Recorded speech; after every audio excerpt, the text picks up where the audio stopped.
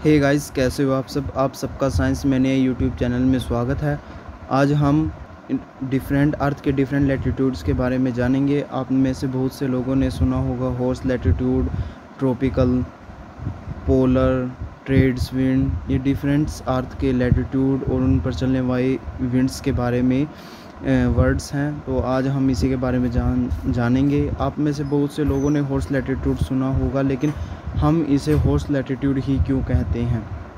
Trades wind के बारे में आपने सुना होगा, लेकिन हम इसे ट्रेड्स विंड ही क्यों कहते हैं।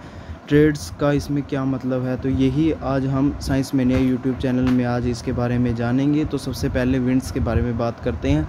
ट्रेड्स विंड, इन्हें हम ट्रेड्स विंड इसलिए कहते हैं क्योंकि यूरोपियन सेलर इसका यूज़ ट्रेड्स के लिए करते थे।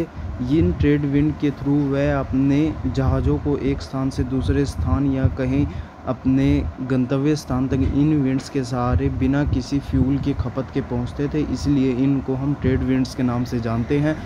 दूसरा है हॉर्स लैटिट्यूड। हॉर्स लैटिट्यूड को हम हॉर्स के नाम से क्यों जानते हैं।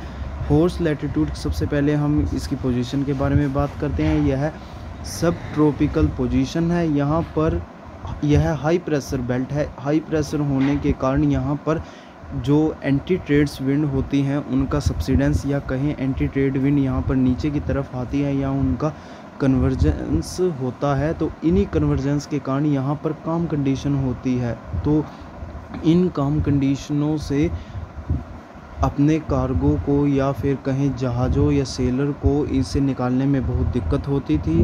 तो इसके लिए या फिर ऐसा कहें अपनी शिप को स्मूथ मूवमेंट के लिए जो सेलर थे वो अपने हॉर्सेस या चीप कार्गो जो उनके साथ होते थे उन्हें वो समुंदर में फेंक देते थे। उसमें सबसे पहला चीप कार्गो हॉर्स था। यहाँ वे इसे हॉर्स को समुंदर में फेंक देते थे। इसी के कारण इसका नाम हॉर्स लैटिट्यूड पड़ा है और वहीं से इसे हम हॉर्स लैटिट्यूड के नाम से जानते हैं।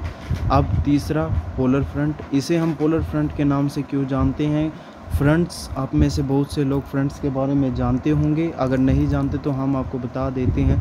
जब दो different air masses, normally cold air masses और वार्म एयर मासेस, या हिंदी में कहें तो ठंडे और गर्म एयर मासेस जब आपस में एक दूसरे के पास आते हैं तो उनकी डिफरेंट प्रॉपर्टी होने के कारण वो एक दूसरे से नहीं मिल पाते, उनमें किसी भी टाइप की कोई मिक्सिंग नहीं होती, तो वो एक बाउंड्री का निर्माण कर लेते हैं। उसी बाउंड्री को हम फ्रंट्स के नाम से जानते हैं। और ये फ्रंट्स कॉमनली पोलर वाले एरियो में पाए जाते हैं। क्योंकि वहाँ पर पोल हमेशा, आपको पता है, वो ठंडे होते हैं, तो वहाँ पर गर्म हवाएं उनकी तरफ जाती हैं और पोलर से ठंडी हवाएं आती हैं और वो फ्रंट्स का निर्माण करती हैं।